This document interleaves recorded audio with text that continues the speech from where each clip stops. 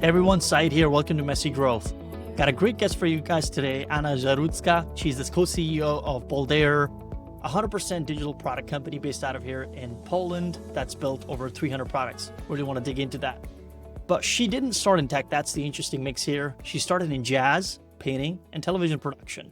She worked at Poland's biggest TV channels before co-founding what became Boldare in 2008.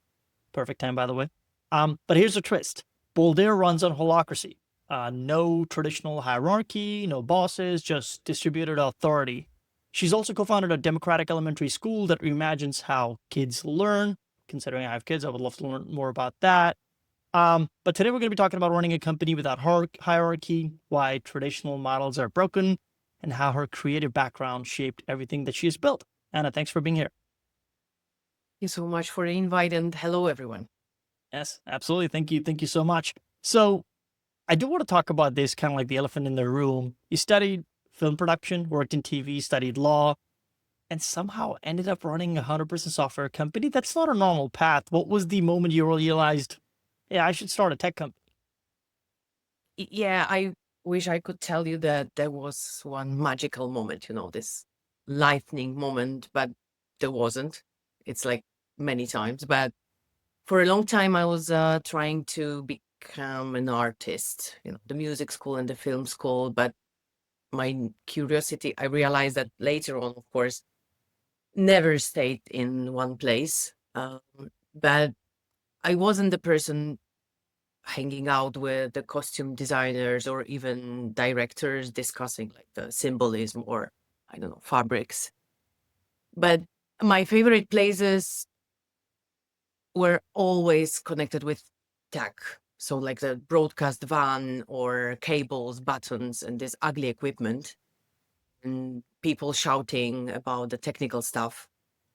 So, from all the beautiful theories or even discussions about the film and so on, what really hooked me was how do we actually do things and how do we actually make this happen?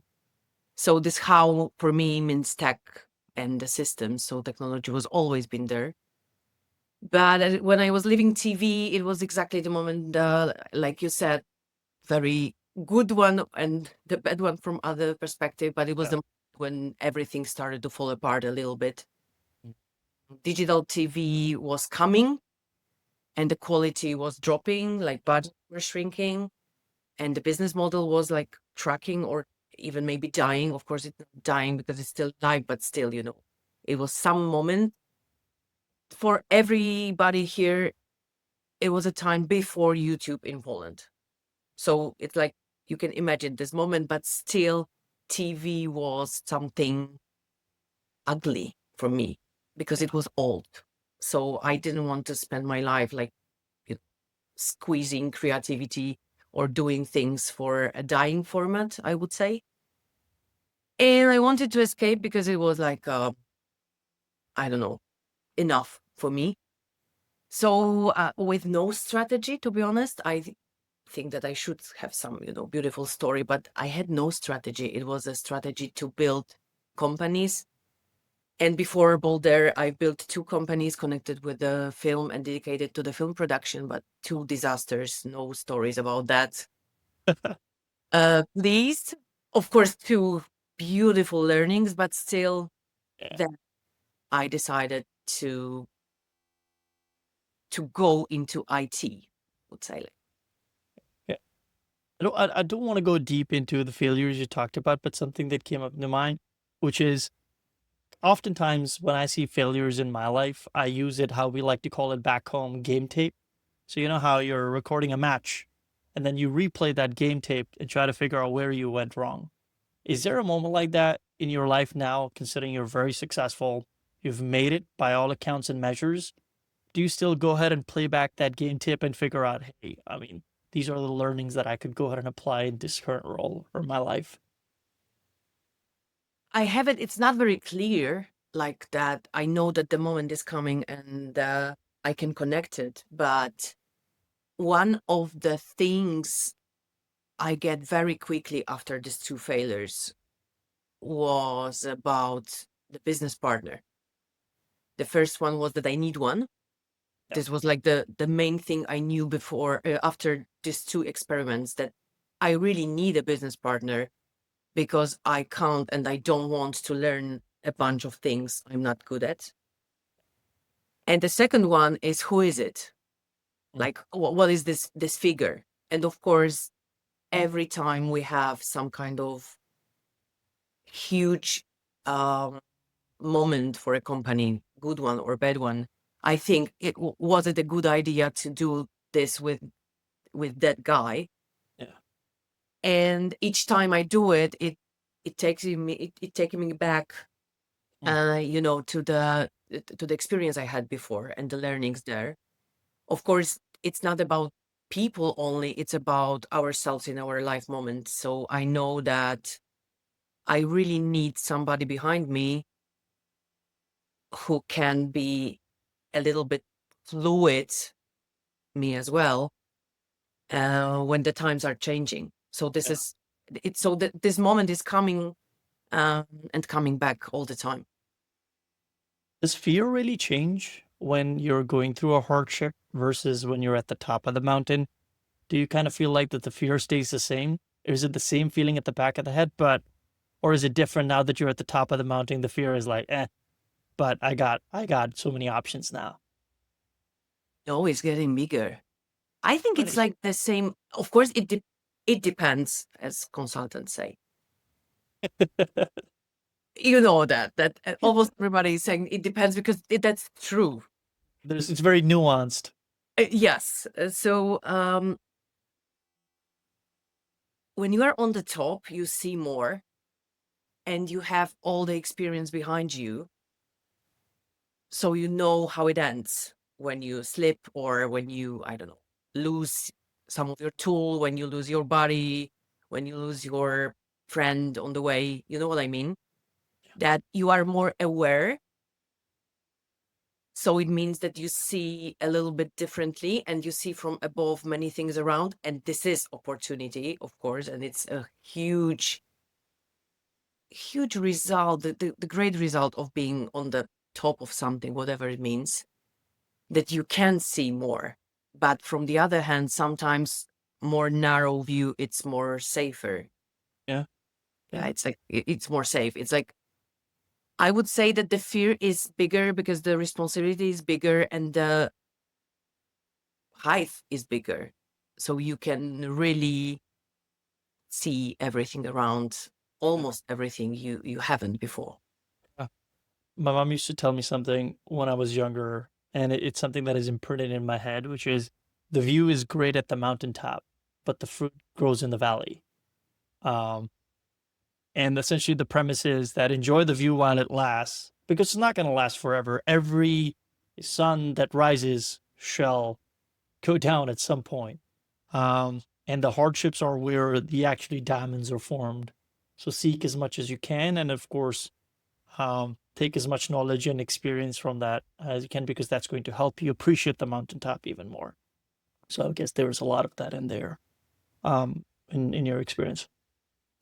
Nice, but for me, the concept of the top is really difficult Okay, because I think that it doesn't exist. This is not the physical really. mountain, and I don't want to be there. Mm, So the moment I feel that I could be on some kind of top is the moment I can't imagine right now, because I didn't visualize this top or made it tangible yeah, yet, and I yeah, think I won't. So I really like this road and this path. Yeah, this is like, well, I'm thinking right now, if I've ever had this moment of thinking that I'm on the top of anything, and I think I'm not. I didn't. Do you not think that that in and of itself is kind of like a bad thing? I don't know if there's a better word for that, because if you don't have a top, you will continue to operate as you're operating. There is has to be some sort of, like we call it in Polish, cell, like a goal that you're chasing after. Yes, of course. Because I think that if you don't have a goal, it's terrible. But I do not connect the goal itself with the top of anything. Fair enough. Fair enough. Yeah, it's like Fair enough. it's goal after goal after goal. And of course, without that, I'm lost. This is like, or unhappy at Mm. least. But the goal doesn't mean that it's the end or the top, because the top, it's some kind of the end. Yeah. Yeah. Yeah. It doesn't Yeah. have to be, but for me, it's like that. That's fair enough. Interesting enough, I want to use that caveat towards TV. In TV, by TV, I just generally mean anybody in a format that is visual in show business. These people seem very glamorous, folks that are at the, like I would call it, top of the mountains. They got had millions of followers. There's people that adore them, look at their every news and gossip and whatnot. Do you feel like, considering you've been part of that circle, these people feel like that they've made it, or they also feel like there is some hollowness inside?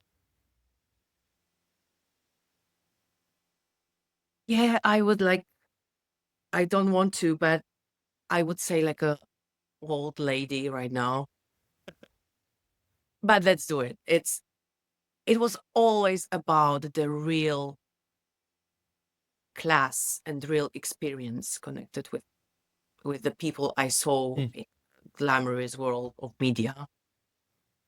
One group was like an old school. It doesn't mean they were old, but the old school thinking about their acting or being somebody, and it was just the path they've chose and just the heritage they have and just work at the Yeah. end. And they had this kind of, aura of being great, but they were even, sometimes they were even saying, oh, no, no, no, it's not about me, let's do it together, and so on. But I couldn't say that they even feel any kind of top, being on the top of Oh, something. They wow. were just a part of some nice things or beautiful projects or beautiful art and so on.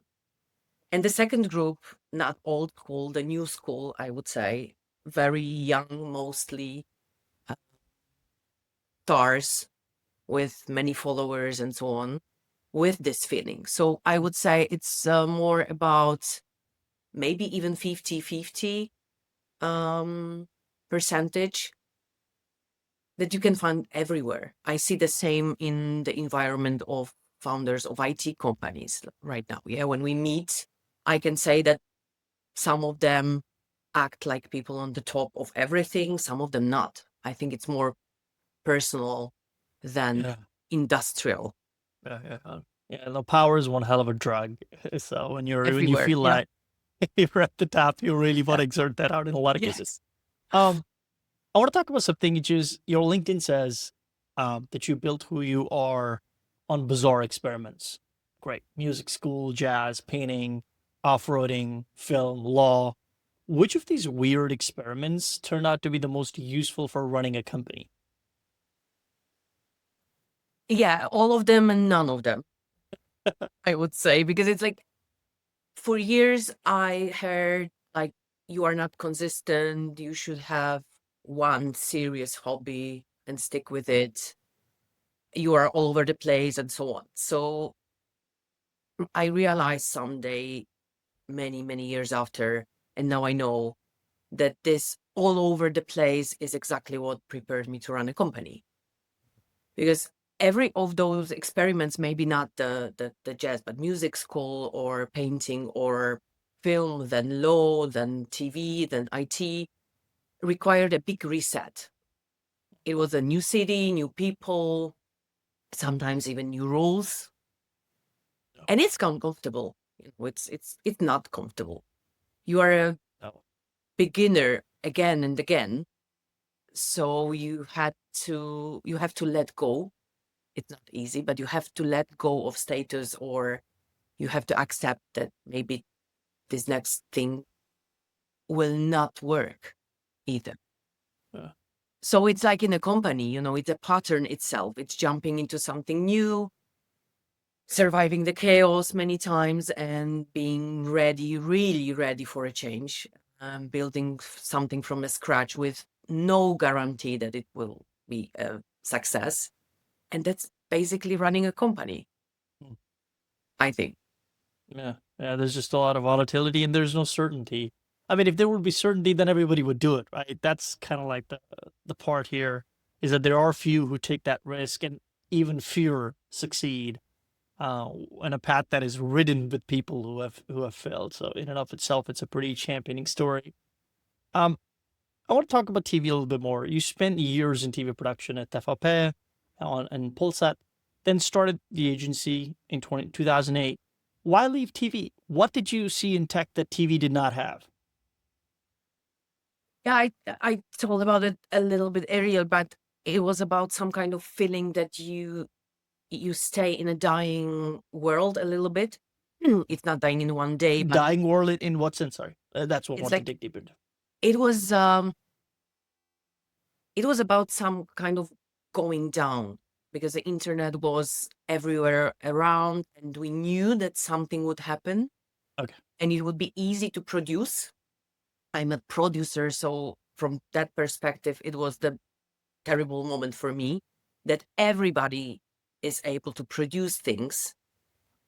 So the quality of content was going really down, and the budgets were going down, the investments were going down, and people were getting paid less. So it was like, even the film schools were becoming optional because, everybody could hold a camera. And you could see it on the screen that the formats are changing, that it's getting more and more stupid and difficult to produce because it has to be cheaper. Right. So you have to do things in a completely new way. And maybe it's about me because I came from like an old school of quality. My film school was in the times when our film editing was sketching the tape together. We had the scotch and you do the tape editing. Yeah. So when you grow up like believing that craft matters, for example, it's hard to watch the craft being replaced by the good enough, for example, or a clickbait. Yeah. So it was a lot about the industry itself, but of course it was about me as well. And I was just simply done after a few years. It wasn't boring, but still I felt that I do all the things the same way, same processes, maybe different faces, and sometimes they sing. I was in the entertainment, so it was about singing, dancing, or eating. So the different faces, same processes. And in the tech, it was opposite. The new Yeah. tools, new people, new products, everything new, like a new problems every month. And I think that the main thing was connected with my life pattern that no one knew really the rules yet. It was exciting. That's what I'm saying. It was like it was about inventing new things, and this atmosphere was really massive in Poland then. Yeah. Yeah. Coming to now, you're a co-CEO, which means you share power with someone. That's rare. That is rare across the spectrum. Most companies can't make dual leadership work. How do you and your co-founder divide responsibilities? Have you ever had a major disagreement where you couldn't agree? Of course, like All the time. all the time. And it's this creative tension is a really important element that we are keeping this concept. But what is really important that we've never had disagreement based or even touching the roots. Maybe this moment would be very, very difficult, but we haven't had like that. So it wasn't never a fight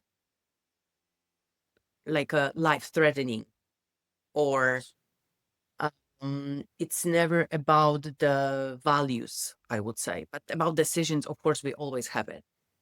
But the concept wasn't to share the power, I would say. It was coming from different angle. And of course, it came from the merge because our company is created by the merge of two companies we had before.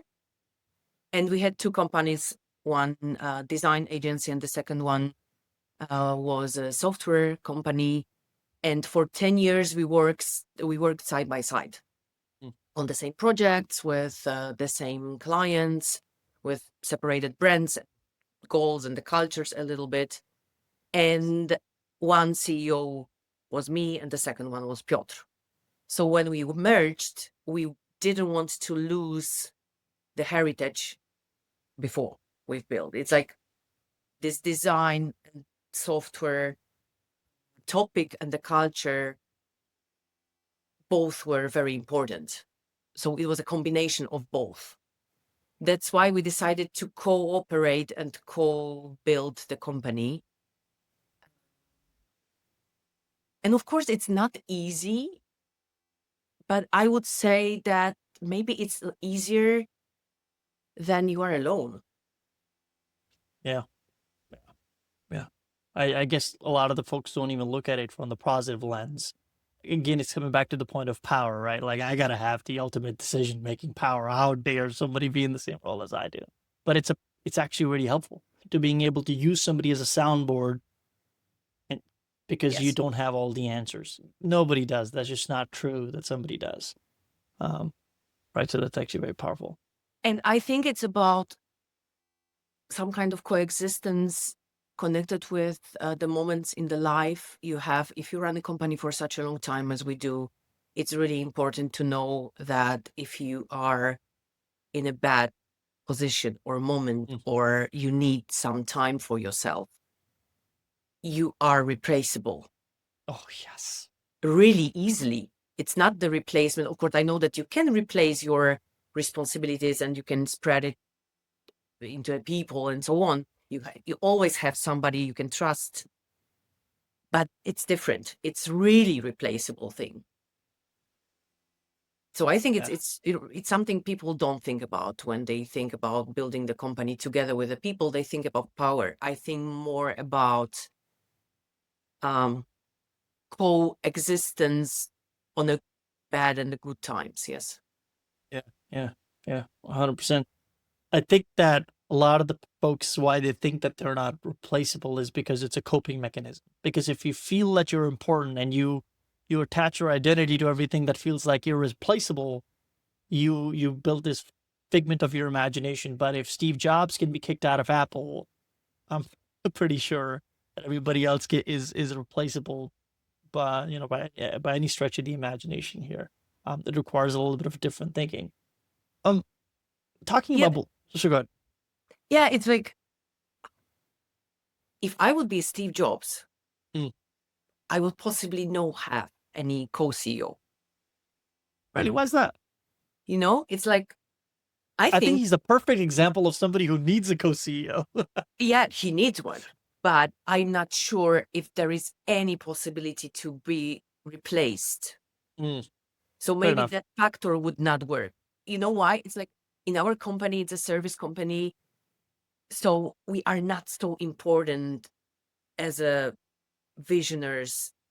I know that my friends right now, they will tell me, oh, Anna, don't tell it. But we are not so important as Steve Jobs in Apple. Fair enough. It's not the same level of vision. It's not the same level of responsibility for more than a service and more than a vision you have. So if you have a company based on some personal skill as much as Apple, maybe this element of being replaceable is not so easy anymore. Fair enough. Talk about Boldare. In 2018, you guys rebranded from, I don't know if I'm going to butcher this, Chill ID or Chill It to Boldare. Chill It. Yeah. Oh, perfect. That's 10 years in, right? 2008, 2018. Why rebrand? What changed? As I said, it was a merge, but the merge wasn't only because it was boring to have two companies. It Boring. I think it's it a dream. I think somehow you do some things for 10 years, so you are looking for Fair enough, a making flair. and we are responsible for a mess as a CEOs, you know that. It's like a Taleb say that you have to try if your company is ready for a real real change or a real challenge. Yeah. So yeah, like that. But of course, it wasn't about that. It was about the market and the business.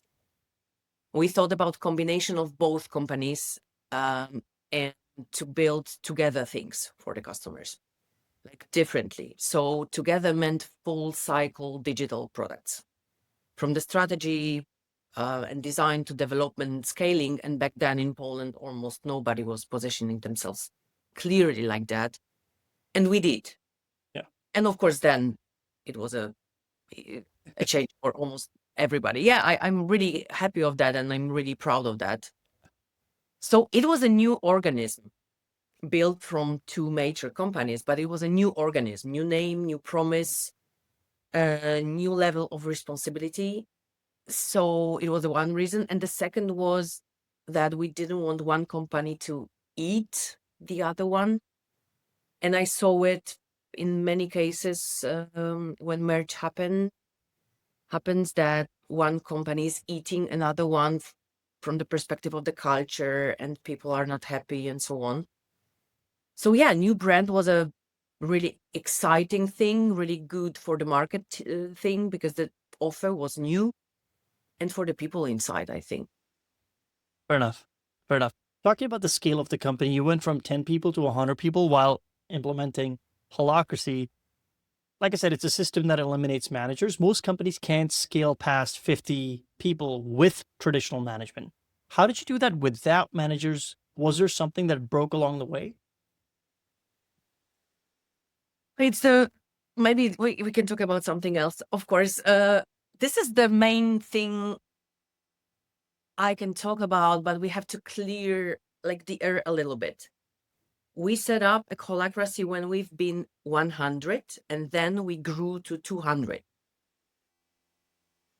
Got it. Okay.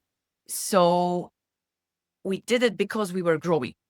We did it because we needed some kind of, let's say, framework to be more precise, to operate better. But we did implode like several times.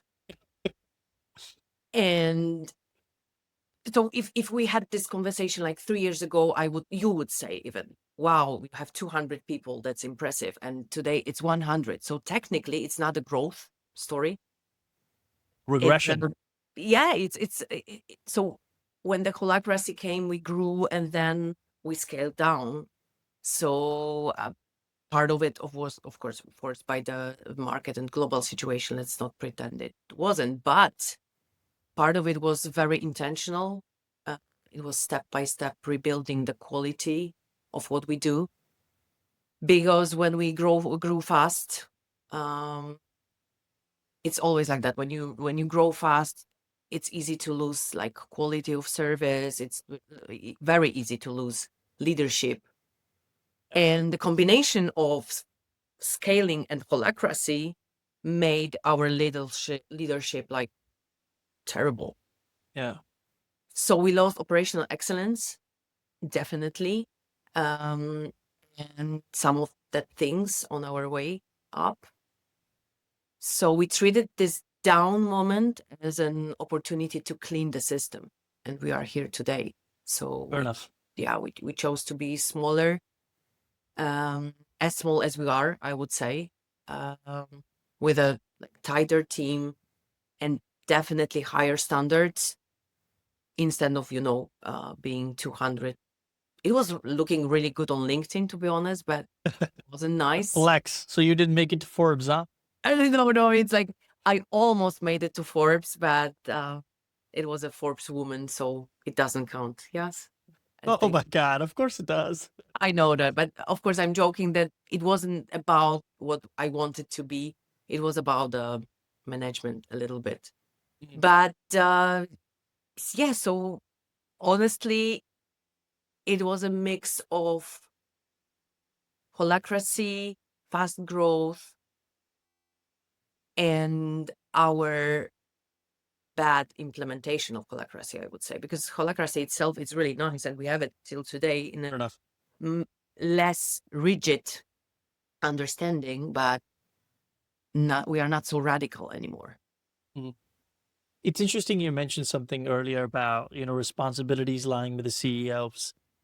When you said that the global slowdown started and you went from 200 to 100 people, I guess I want to look at it from the lens of a CEO. Once you make that decision and you have to now part with people, how much does it bother you? And does it bother at all? And what's the scale of that? Because I have had to let people go on a much smaller scale than you. And it is something that you just can't. I literally understood the meaning of not being able to go to sleep, and not sleeping well and waking up in the middle of the night thinking, God damn, somebody's not going to be able to make their mortgage. They got responsibility. It is a shitty, shitty feeling. It is like, if I would have any kind of moment in which it will not break me a little bit when I'm Mm, sitting in front of the person and saying, okay, this is the moment I have to let you go, because sometimes it's different, because sometimes you know that it's good for the person, it's good for you, yeah, and you yeah. feel like, okay, but then it wasn't like that. So half of these people, we are almost 100 less. So let's say 50% of these people, it was a market idea. 50 was like saying, okay, this is not the place for you anymore. And we know it, you know it a little bit. But if I would have one day in which I will feel nothing, or it would be just normal, I should stop doing it or go to some kind of health, maybe even hospital, because it's not what I want to go to. It's always difficult. It's not getting easier, I would Mm, say, but you have some mechanisms, and I have some mechanism how to survive it. Like people in a hard environments, but you don't sleep. Just almost always you just don't sleep, because if you are not even thinking about the same things as before, you are thinking about new other ones. So it's like, it would be always difficult when you like people you are working with, yeah. you really like your company. But it's a part of the job. I think that almost every job has some really shitty part. Yeah, but obviously, considering you're at the top of the ladder, the decisions have that much more effect. They reverberate a lot more than, let's say, a salesperson making a mistake with a deal or something like that. The consequences are a lot higher. Yes. But it's like with the doctors. I have many friends doing that job, and they say that at the end you have to look on the paper with the data and don't think about the person. Otherwise, you will get crazy. Yeah. So it's one of the mechanism I have to do sometimes. It just the data you have and the, let's say, knowledge coming from the people around you, because I'm not doing it by myself. So there is always a group saying that they are okay with that and they agree with that. So you can do it somehow easier. You make it somehow easier. Yes. Yeah, yeah, yeah. Talking about the scale in which you guys operate, 300 plus product means you have had projects that failed, clients who were, I'm sure, nightmares, and things that went sideways. What's the worst project disaster you have had, and what did it teach you about how to run Boldare? You don't have to name the client. We Oh, don't want no, to of start a course I know. controversy here, unless you really want to. The worst one, it's difficult. Of course, I will name worst project by my language or my vocabulary, vocal, let's say. Um, there were few, a little bit the same. When we started with one person working for the customer, and we've ended with one person working for the customer. Mm, So it was purely selling the person. right.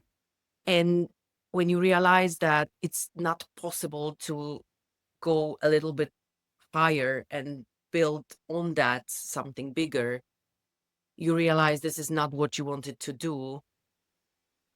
And right now we know that we can't do it just like that. Even we have like a team augmentation or this kind of names in our services on our website, it's only the starting or ending or exit point for the customer, because we are in a body shop.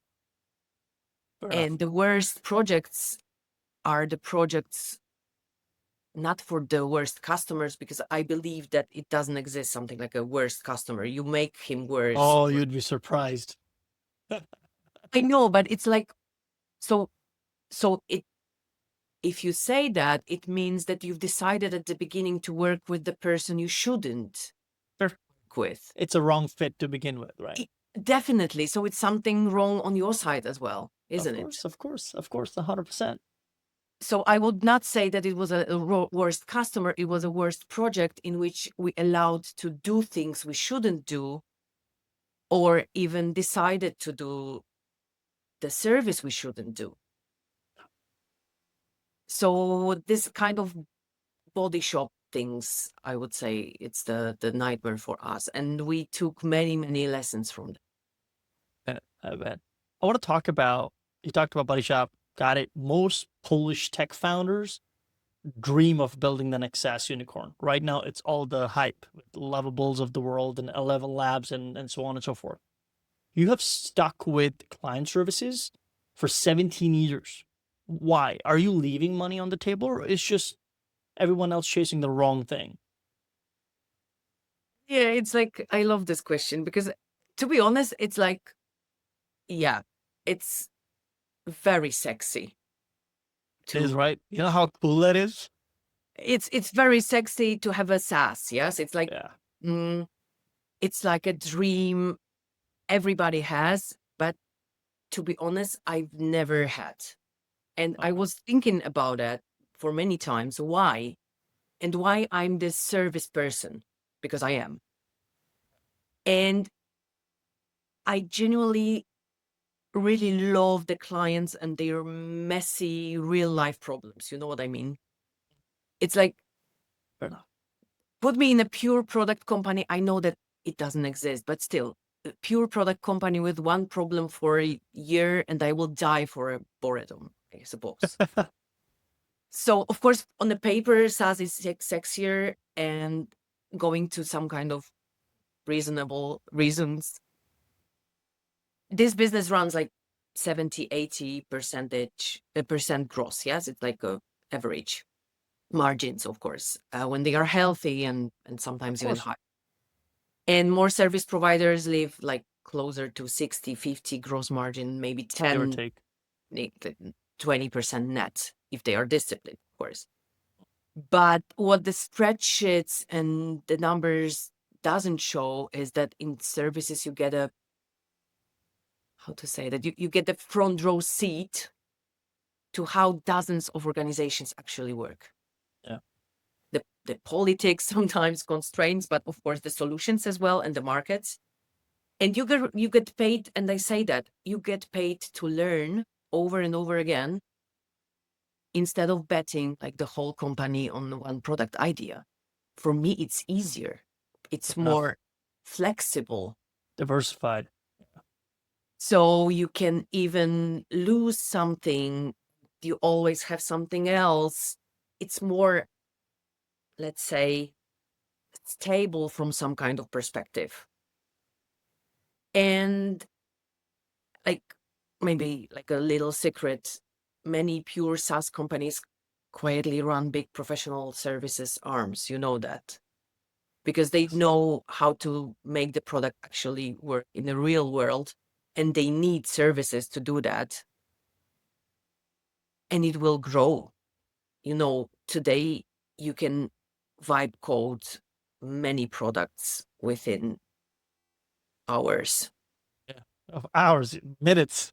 Yeah, but I mean like a real big products. Yes, it's Sure. like you can do it. So without this service mind, it would be difficult to stay in the 100%. market. 100%. I want to talk about your competitors just a little bit. You compete with massive outsourcing shops in Poland, the EPAMs, the soft serves, the global logics, what have you. They have thousands of engineers and can almost always undercut a lot of, let's say, um, companies like yours. How do you win deals against them with 100 people? Because somebody is looking for 100 of people. You know what I mean? Everything Yeah. with that. Yeah. They are looking for founders, minds, business strategy, real, let's say, engagement is a bad word because everybody is engaged, but the real skin in the game we can give them because we are focused, because we don't have to have 50 customers to survive. We just need 8 or 9. And they are looking for sometimes even the vibe of the smaller company, and they say that, and the craftsmanship. So this is the same, it's a sentence from one of our customers. You can buy the table from IKEA, or you can go to the small manufactory nearby your city and just have the table. And this is this kind of difference, I think. I'd choose the local, a local one over IKEA. And sometimes it's good to have IKEA if you are building something Sure. needing this kind of service, but sometimes not. Mm, Fair enough. Fair enough. I do want to talk about the Boldare Foundation to build a democratic elementary school. What is a democratic school, and why does Poland need one? The second part of the question is more tricky. Democratic school, it's basically a school that treats kids as a citizens, I would say.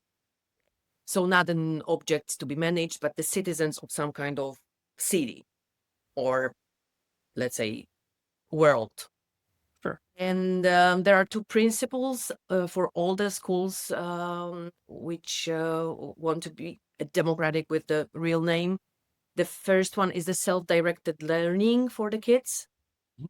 So like classes are voluntary, students choose what and when they want to learn, often Wow. mixing play, project, and more traditional learning, and it depends on the kid. For example, my older daughter, she's really in the books and she loves that, but the second one, definitely not. She's experiencing more. And the second rule is the real democracy. So it means that the students and adults, like teachers, co-govern the school.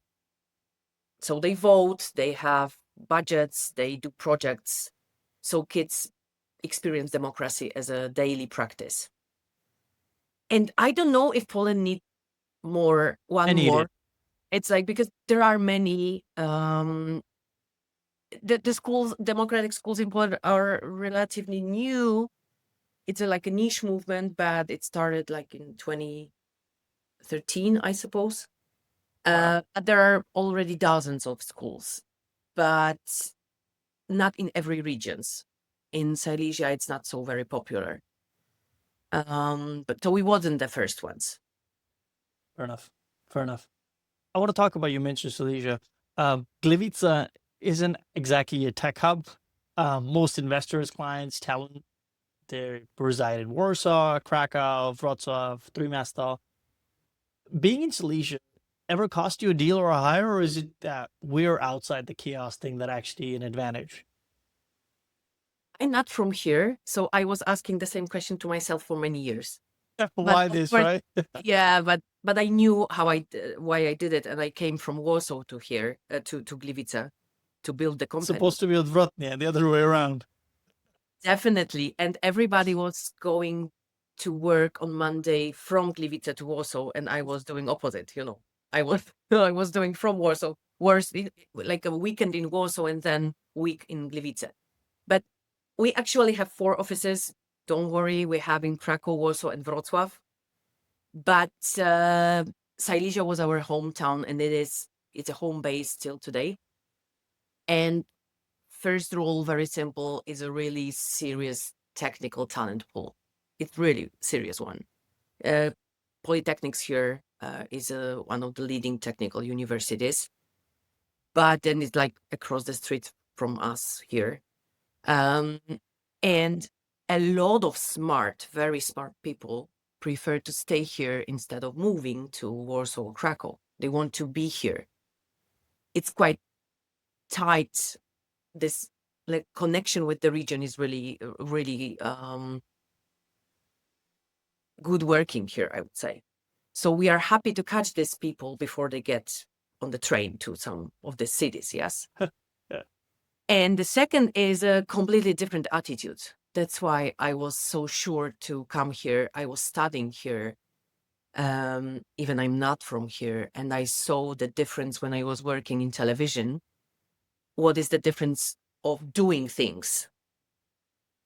And it's subjective, so don't kill me. In Krakow, everything was about knowing all the people you have to know, going from one to another one with the gifts and asking for a favor.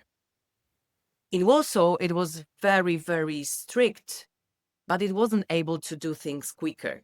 You have 30 days to block the street, so you have to wait. So just wait. You put a paper, you wait, you do things easy, but slow.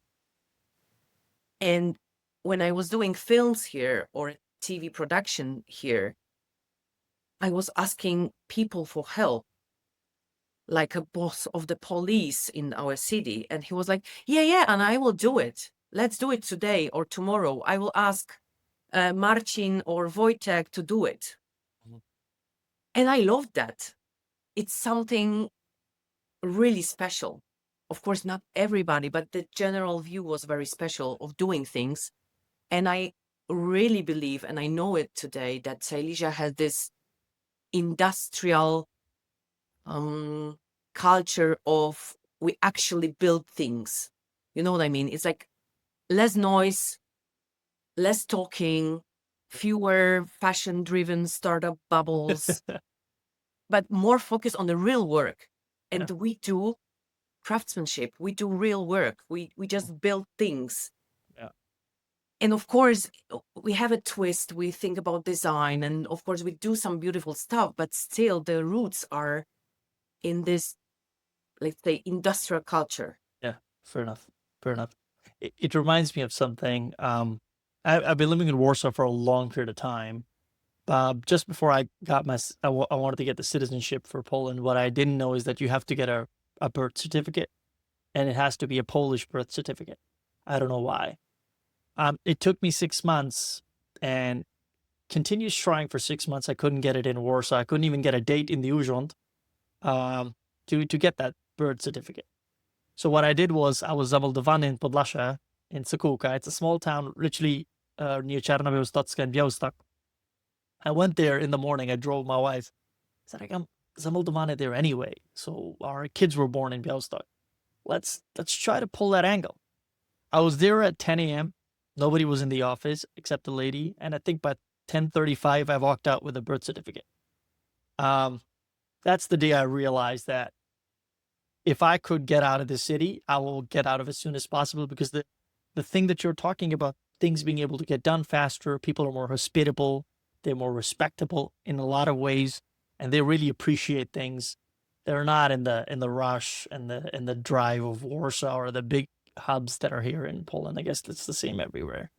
So I fully understand when you want to see that's the region you want to live in or want to operate in, and it's a plus that there's a talent pool there that you can tap into. And for me, Warsaw, it's a city for a rest.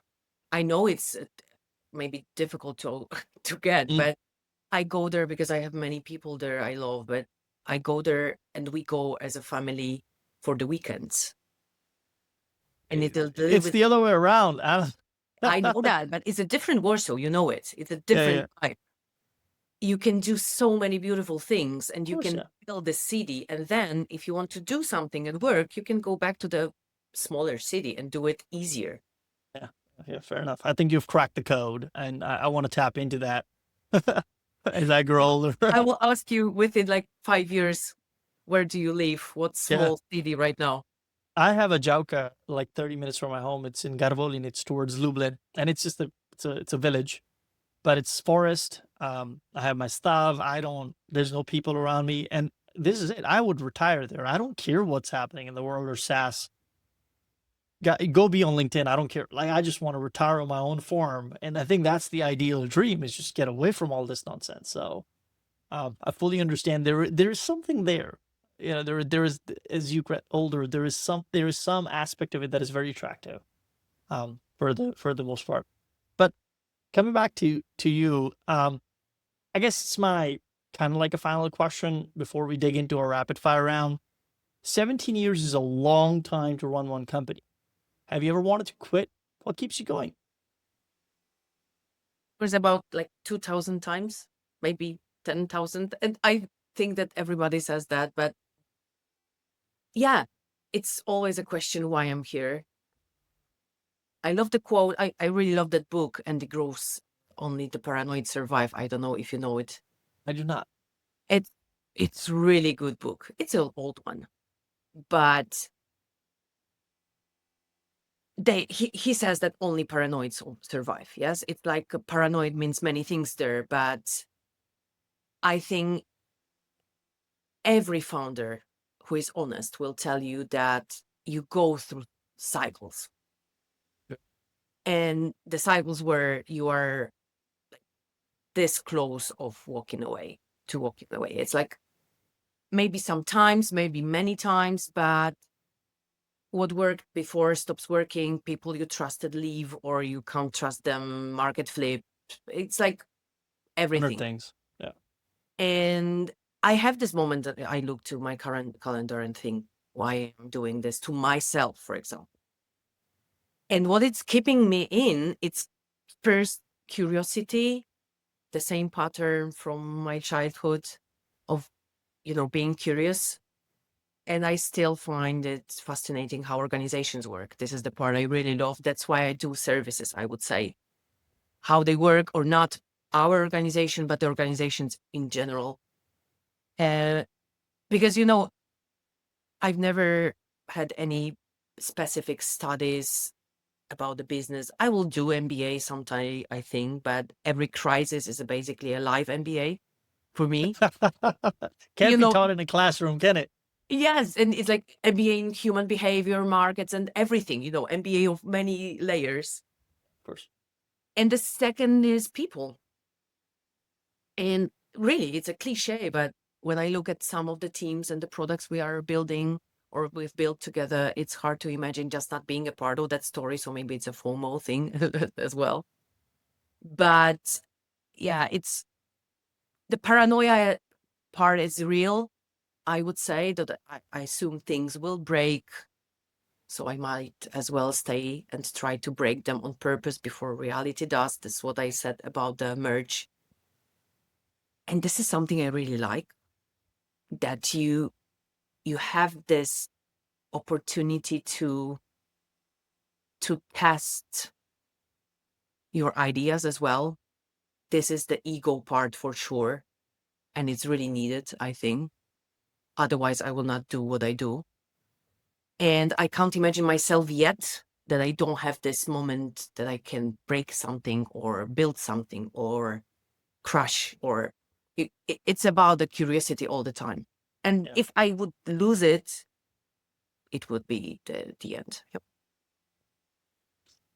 Seems like you're in a happy place, Anna, and you're enjoying. That's what matters at the most. At the end of the day, I doubt there's a lot of people out there that can say that and have a record to back it up. So, I guess that's a confirmation in and of itself, right? Maybe tomorrow I will say different thing. Well, I'm glad I caught you today. Yeah, it's like, of course, I have to, and everybody has to ask yourself this question: is it real or is it buzzword? And for example, right now, I'm so tired that I will do a longer holiday for myself. But I know it because I've been there. So it means that I know before it will be something wrong. So it's about the self-awareness as well. That's why it's so easy to say that I'm still here because I'm happy.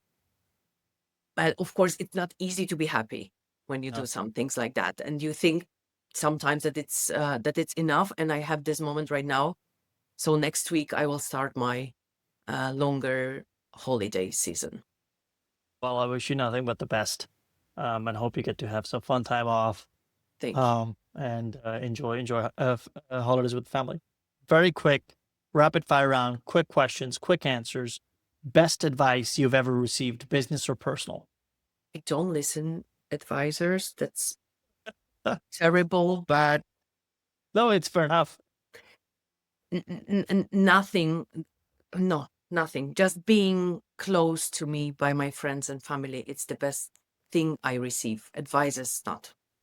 That's fair enough. We're gonna skip the advice part altogether. What would you tell your younger self 7 to 10 years ago? Never again allow yourself to end in the company where you are surrounded by people you would never hire today.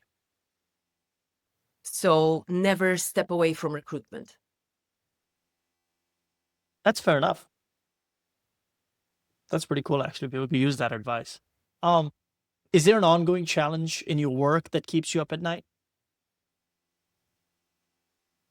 Yes, how to get a new customers within this ultra massive competitive worldwide competition. I really love it. Figure it out. Please let me know. I think there's a lot of people who would love to know that too. Yeah, we can just, of course, make a separated podcast about it, but I love to dig, and sometimes I find this gold, sometimes not. So yeah, Fair enough. Fair enough. Your favorite restaurant, meal, or spot in Poland? Bibenda in Warsaw. Depende. I've never been. What do they cook? What do they make? It's not even possible to explain it. Just go there. Depende. Okay. Is it in the central? It's in the center. Like it's very small. You can't make it reservations there, but just go there and try, Sure. because there are small portions of very changing menu. So I don't know what it's now, because I've been Okay. there like a month ago. But please go there. It's Fair the enough. best restaurant I know. Maybe it's connected with my flavors, and Sure. yeah, go there. Depende. Done. I'll make a reservation. I'll try to go on the weekend. It's my son's birthday. Um, and he loves food, so I'm gonna try to figure out if we can go there. Thank you for that. A tool that you cannot live without. Right now, it's Peak AI. It's a tool Yeah. analyzing LLMs, how they position our market, our brand in the market. That's pretty I interesting. I'll go ahead open and it give it. every day, every morning. Yeah, that's the indicator that that's a tool that you love and you can't live without. Anna, this has been perfect. I learned so much from you. Such an inspirational story. Hope nothing and wish nothing but the best for you guys at Boldare. Where can listeners find you? On LinkedIn, mostly, I would say. But I'm You're not not well. going to parties with Dodo or anything, are you? It's like I go to the conferences sometimes, but in Poland, it's not so Yeah. often. I would say it's mostly outside, but on LinkedIn, sometimes I do some Instagram stories about work, but I'm so terrible on that Welcome maybe to the club. so LinkedIn. Let's stay with that. It's more That's LinkedIn. professional. Yes. Absolutely. Is there an upcoming project, talk, launch that you're excited about? Yes, but I can't say what is it. Fair enough. But it's so exciting at the end of the year, and will be, I think, at the end of the next year, it will be a huge launch. Before that, small launches, but we are happy. Fingers crossed. I really appreciated the chat and your time, Anna. Thank you so much for coming on. I hope we get to meet again and talk a little bit more about that launch and hopefully how things are going at Boldare. So really appreciate you. Thank you so much. It was really quick, even it was an hour and even more. Thank you, everybody, for if you are still here, really thank you. Yeah, absolutely. Folks, if you got value out of this, share it with someone who needs to hear it. I'll see you next week. Thank you. Bye-bye.